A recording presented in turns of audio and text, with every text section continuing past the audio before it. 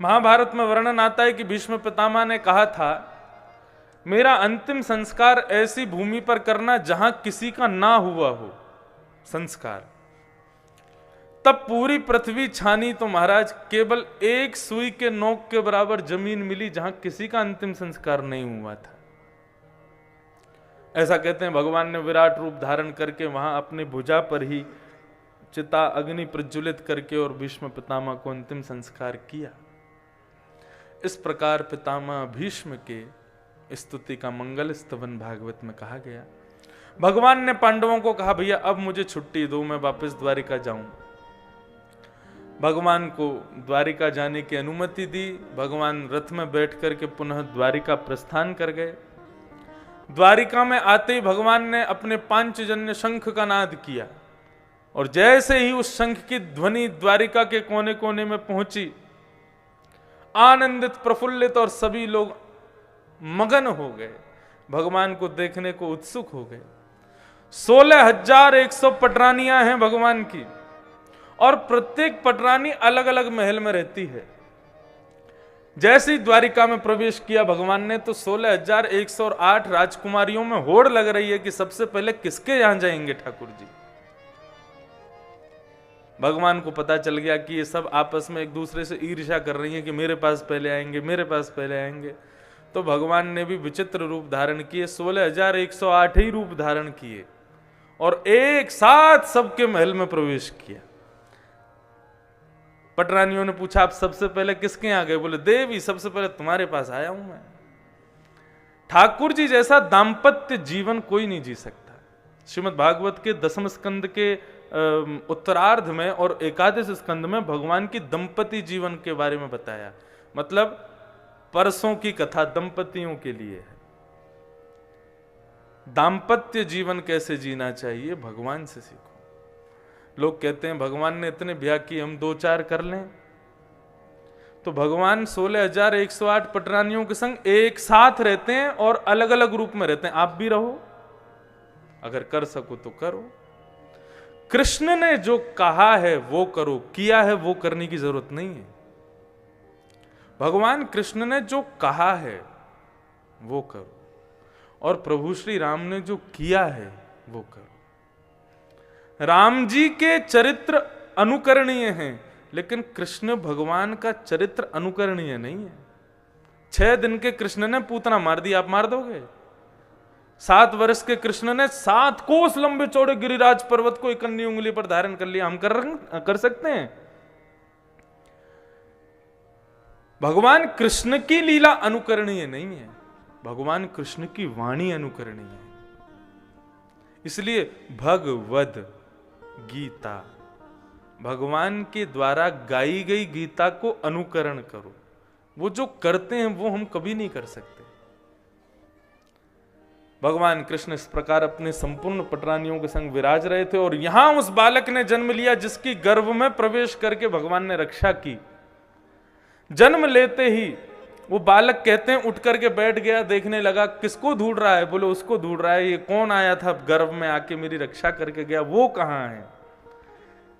सबके मुखमंडल को इस प्रकार इस भांति देखने लगा तो उसका नाम परीक्षित हो गया। भगवान भी उसके लिए टोपी कुर्ता लेकर के आए, पुनः हस्तिनापुर गए और जाकर के खूब उत्सव मनाया। भगवान ने कहा अब हम पुनः वापस द्वारिका जाएंगे, तो युधिष्ठिर ने अर्जुन को साथ भेजा, जाओ भगवान को छोड़ करके आओ द्वारिका तक।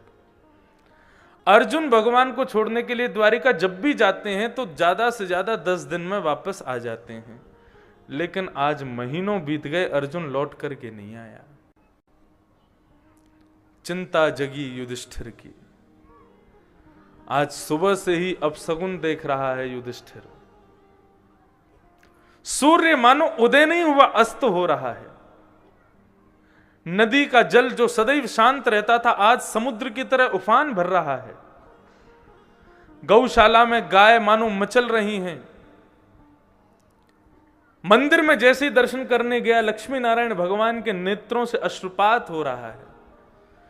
इन सब अपशगुनों को देख करके युधिष्ठिर बहुत घबरा गया। और भीम से जाकर के कहते हैं देखो ना अर्जुन को कितने दिन हो गए द्वारिका गए, अभी तक लौट के नहीं आया, उसकी कोई खबर सुध कुछ सब ठीक तो है द्वारिका में। इतने में ही एक दीनहीन सा व्यक्ति मुख्य द्वार पर आकर के गिर पड़ता है। युधिष्ठिर और भीम दौड़ करके जाके देखते हैं तो तेजहीन, मानो जैसे कितने दिन से स्नान नहीं किया, कवच टूटा पड़ा है, बाल बिखरे पड़े हैं, कोई और नहीं अर्जुन है। अर्जुन से द्वारिका के विषय बहुत देर तक तो मानो जैसे सुन रहा हो, कुछ नहीं बोला। अर्जुन तुम द्वारिका गए थे ना, रुक्मणी ठीक है ना, भगवान की समस्त पटरानियां ठीक है ना, देवकी वसुदेव सब कुशल है ना, भगवान के पुत्र प्रद्युम्न अनिरुद्ध आदि सब ठीक है ना, द्वारिकाधीश को कोई दिक्कत तो नहीं है ना, सब ठीक है ना। द्वारिकाधीश नाम सुनते ही अर्जुन का पूरा शरीर कंपायमान हो गया, नेत्रों से अश्रुपात होने लगे। युधिष्ठिर की भुजा को पकड़ करके हृदय से लगा के जोर जोर से रुदन करने लगा। और अर्जुन कहता है भैया निरंतर हमारे साथ छाया की तरह रहने वाले महाभारत विशाल युद्ध को इस प्रकार पार करवा दिया जैसे एक मां अपने पुत्र के हाथ को पकड़ करके पार कर देती है, जिनकी वजह से मेरा गांडीव धनुष तीनों लोकों में सबसे ज्यादा प्रचलित था। मैं यदि स्वर्ग जाता था तो इंद्र भी अपना आसन छोड़ देता था। क्यों? बोले कृष्ण का मित्र अर्जुन आया है। ऐसे हमारे प्रिय कृष्ण द्वारिकाधीश हम सबको अकेला छोड़ करके अपनी पूरी लीला संवरण करके अपने धाम को प्रस्थान कर गए। धराधाम की लीला उनकी पूरी हो गई और उनके जाते ही संपूर्ण द्वारिका नगरी, कंचन की स्वर्ण की नगरी द्वारिका समुद्र में डूब गई। मुझे एक छोटा सा काम दिया था कि मेरी अष्टपटरानी तो मेरे साथ जाएंगी, लेकिन इन 16,100 राजकुमारियों को तुम ले जा करके वृंदावन, 16,100 राजकुमारियों को तो उन्होंने वृंदावन भेज दिया, लेकिन अष्टपटरानियों को मेरे साथ भेजा था कि इनको हस्तिनापुर ले जाना, मेरे जाने के बाद द्वारिका नहीं रहेगी। उन 8 पटरानियों को मैं अपने साथ लेकर के आ रहा था। गांडीव धनुष का बहुत अहंकार था मुझको। एक कोल भील के गांव में एक कोल आया, एक भील आया और मुझसे उन 8 को हरण करके ले गया।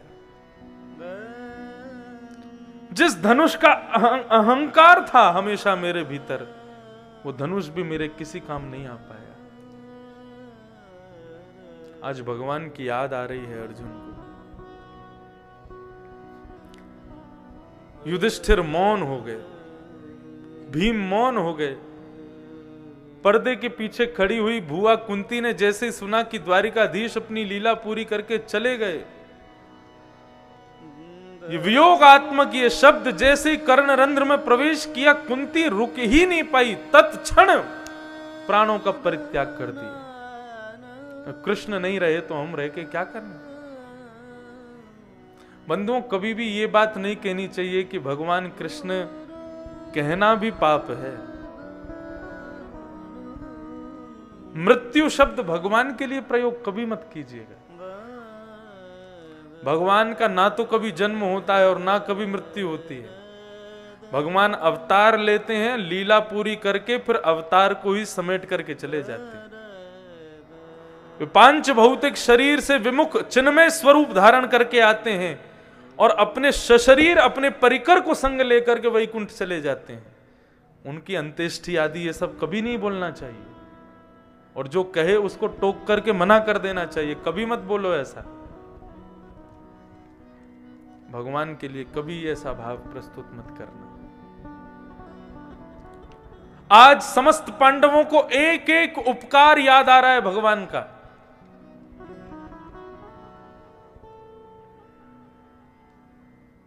महाभारत युद्ध के सबसे बड़े योद्धा का चयन होना था। बर्बरीक के पास में सब लोग गए और सबने जाकर के कहा बर्बरीक, तुमने महाभारत का युद्ध देखा है, बताओ महाभारत युद्ध का सबसे बड़ा योद्धा कौन था? अर्जुन सोचने लगा मेरा नाम बोलेगा, मैं गांडीवधारी धनुषधारी अर्जुन हूं। युधिष्ठिर जी सोचने लगे कि मैं धर्मराज हूं, मेरा नाम बोलेगा। बोले भीम सोचने लगे महाभारत का युद्ध का उपसंहार तो मैंने किया था, दुर्योधन की जंगा पर प्रहार करके, मेरा नाम बोलेगा। लेकिन वहां विचित्र घटना घटती है। एक कोने में दोनों हाथों को बांध करके खड़े द्वारिकाधीश की ओर बर्बरीक देखता है और कहता है महाभारत युद्ध का सबसे बड़ा योद्धा यदि कोई था तो वो थे द्वारिकाधीश कृष्ण।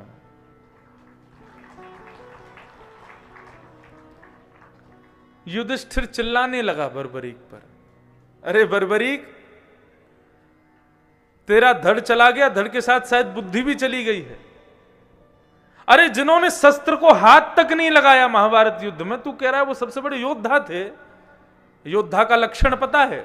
कवच पहनता है, ना जाने कितने प्रकार के आयुधों के नाम गिनवाता है युधिष्ठिर। उन सबको धारण करके जब योद्धा आता है तब उसको योद्धा कहा जाता है। हाथ में घोड़े की रस्सी पकड़ करके चाबुक मारने वाले को तुम योद्धा कह रहे हो? आज युधिष्ठिर के नेत्र सजल हो गए। अर्जुन कहता है भैया आपने भगवान कृष्ण के प्रति उस समय क्या नहीं कहा था? बहुत सावधानी से सुनिए। बोले मैं बताऊं, वास्तव में मैं और आप जो युद्ध कर रहे थे वो किस प्रकार का युद्ध था? बोले वो इस प्रकार का युद्ध था कि ठाकुर जी ने महाभारत युद्ध की सेना को जैसे ही एक बार देखा, देखते ही ठाकुर जी ने उन सब की प्राणों का तभी हरण कर लिया था। मैं और आप तो केवल मरे मराए मुर्दों को ही मार रहे थे, उनकी मृत्यु तो पहले ही हो चुकी थी। सावधानी से सुनिए बहुत। ये अभी कथा जिस गति से चले अब चले, हम कृष्ण जन्म चाहे 12 बजे करें, आज कर देंगे। हमसे भागा नहीं जाता कथा में। हमें एक प्रसंग दिखता है तो आप लोग दिखना बंद हो जाते हो, मुझे प्रसंग दिखाई दिखने लग जाता है और फिर मुझे लगता है इसको कह ही दूं। जब महाभारत का युद्ध सुनिश्चित हुआ उस समय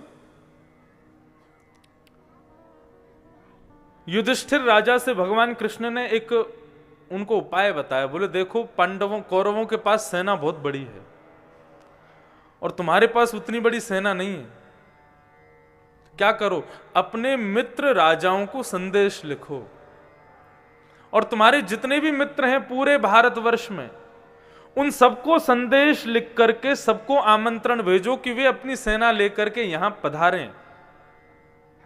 सेना का बल तो होना बहुत जरूरी है। युधिष्ठिर ने कहा जो आज्ञा। उसने अपने सारे राजाओं को, यहां तक कि इन राजाओं की श्रृंखला में लंका के नरेश विभीषण का भी नाम था।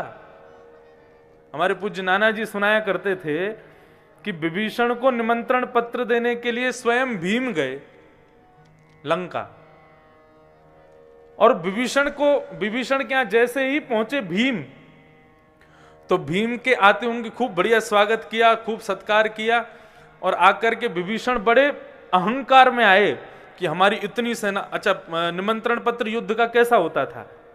हमारी इतनी अक्षौणी सेना है, इतने हाथी हैं, इतने घोड़ा हैं, इतने बल्लम फरसा, इतने तलवार, इतने धनुष्बाण, इतने ये, वो सब लिखा जाता उसमें पत्र में।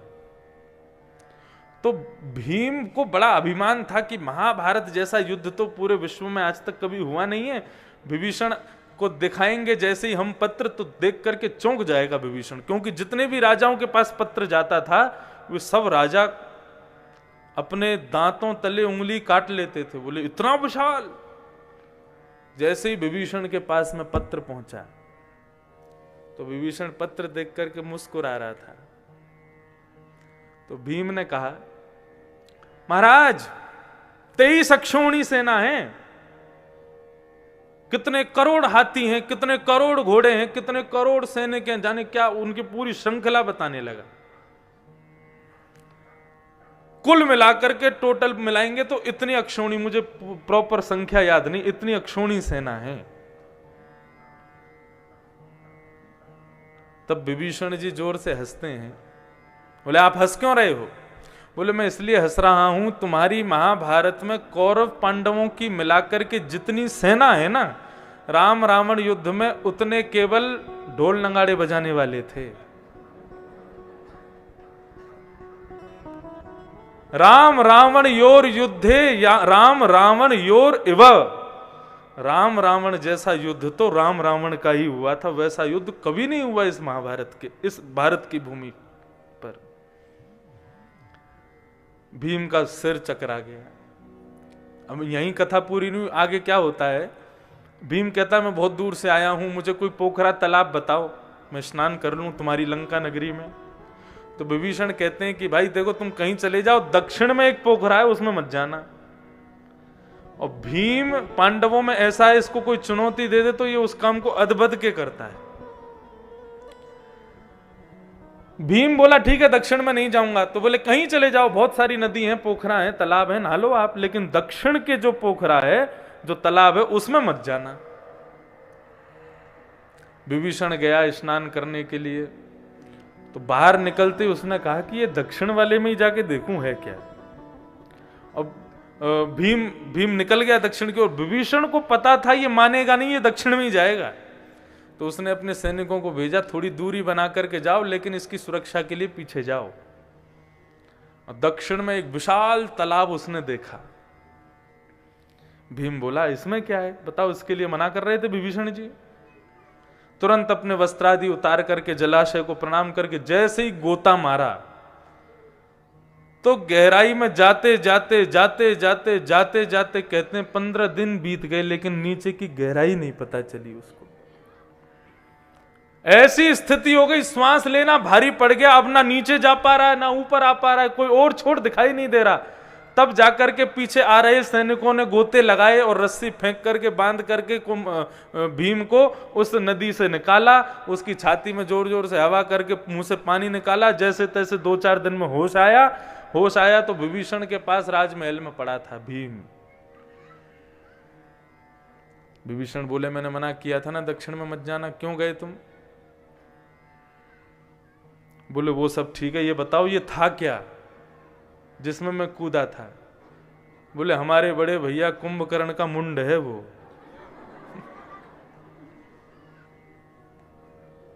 भीम बोला आपके चरण कहां हैं?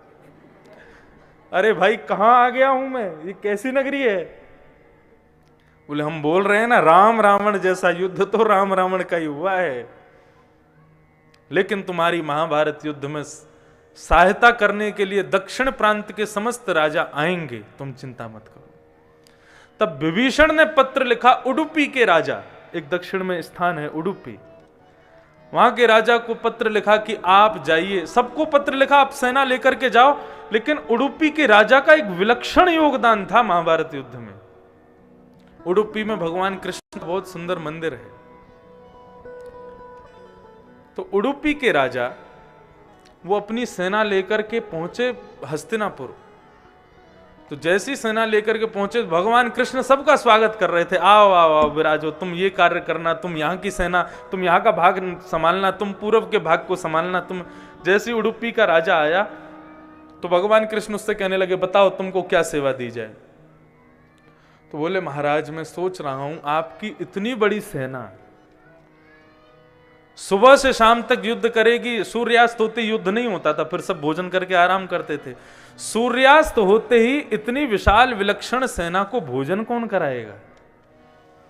मेरी पूरी सेना अस्त्र शस्त्र के बिना आई है, क्या लेके आई है? बोले सब कढ़ाई लेकर के आए, चम्मच लेके आए, चिमटा लेके आए, हम लोग सब क्या करेंगे? भोजन बनाएंगे, सबका भोजन बनाना और शाम को आपकी पूरी सेना को भोजन कराना। भगवान उसके भाव से इतने प्रसन्न हो गए, बोले ये तुमने सोचा ही नहीं कि इतनी भोजन की व्यवस्था कहां से होगी। तो उडुपी के राजा सबका भोजन बनाते थे, शाम को सबको देते थे। रात्रि में भगवान कृष्ण जब सोने जाते थे तो भगवान कृष्ण के कक्ष में उडुपी के राजा एक कटोरा में, चांदी के कटोरा में चने भर के रख देते थे ताकि रात में भूख लगे तो खा लेंगे। भगवान कृष्ण रोज रात्रि में बैठते थे और चिंतन करते थे दूसरे दिन युद्ध में क्या करना है। और चने खाते थे। संपूर्ण महाभारत का युद्ध हुआ, जब अंतिम दिन था तो युद्ध होने के बाद में भगवान सबको कोई ना कोई उपहार दे रहे थे, जितने राजा आए थे। उडुपी के राजा जैसे ही भगवान के सामने आए, भगवान ने उडुपी के राजा की एक विलक्षण बात को आज गौर किया जो इतने दिन से गौर नहीं किया। भगवान बोले, यार तुम एक बात बताओ, रोज सेना में से कम 1000, 2000, 3000 सैनिक मारे जाते थे, तुम्हारा भोजन सामग्री उतनी ही कैसे बन जाती थी जितनी सेना बचती थी? क्योंकि अंतिम पंक्ति जब होती थी उसी समय सारा भोजन पूरा हो जाता था। तुमको कैसे पता रहती थी कि आज कितनी सेना रहेगी, आज कौन मरने वाला है, क्या होने वाला है? तब उडुपी का राजा बोले प्रभु मैं आपके कक्ष में रोज रात्रि में चने रखता था, उनको गिन के रखता था, और जितने भी मुख्य योद्धा हैं उन सबका विचार करके रखता था। मुझे पता था आज आप रात्रि में क्या करेंगे, कक्ष में जाएंगे और ऊपर की ओर देखेंगे और सोचेंगे कल किसको मारना है, कल भीष्म पितामह को सैया पे लेटाना है, कैसे लेटाना है, यहां से यूं अर्जुन जाएगा, यहां से ऐसे होगा, पूरी रूपरेखा आपके ऊपर बनती रहती थी। और जैसे ही भीष्म पितामह को बाण लगे, बाणों की सैया पे लेट गए, आप कहते हैं हाँ हो गया काम, फिर एक चना खा लेते थे। तो आपकी उस गणना से मैं समझ जाता था आज कितने लोग मरने वाले हैं। भगवान के नेत्र सजल हो गए, उसको हृदय से लगाया, बोले हम तुमसे इतने प्रसन्न हैं, जरूर उडुपी में हमारा एक सुंदर मंदिर बनाओ और उस मंदिर की मूर्ति में मेरा पूर्ण रूपेण आवेश रहेगा। तो आज अर्जुन कह रहे हैं कि प्रभु महाभारत के योद्धा हम नहीं थे, महाभारत के योद्धा तो कृष्ण ही थे, जो केवल अपनी दृष्टि मात्र से, देखने भर से सभी लोगों के प्राणों का हरण कर लेते थे। वो कृष्ण आज हमको छोड़ करके चले गए। अत्यंत दुखित पांडव, तुरंत युधिष्ठिर ने अपने सिर का मुकुट उतार दिया, बोले कि अब मैं इसका अधिकारी नहीं हूं। दूर खेल रहे नन्हे से बालक परीक्षित को बुलाया, जिसको वो अबोध बालक कुछ नहीं जानता, उसको उठा करके राज सिंहासन पर बिठा दिया और उसके मस्तिष्क पर अपना राज मुकुट विराजमान कर दिया। ब्राह्मणों को आज्ञा की, हे भूदेवों, ये राज शासन आपकी ही कृपा से चलता आया है, इस बालक को सद्मार्ग बताइएगा और जैसे जैसे बड़ा हो इसको राज शासन करना सिखाइएगा। हम लोग अब इस पृथ्वी पर नहीं रहेंगे, जिनके अनंत उपकारों से आज हम जी रहे हैं, उनकी अनुपस्थिति में हम इस राज महल में रहेंगे? ऐसा नहीं कर सकते। पांचों पांडवों ने वर्कल वेश धारण कर लिए, वन के वेश धारण करके द्रौपदी को साथ लेकर के पांचों पांडव स्वर्गारोहण को प्रस्थान कर गए।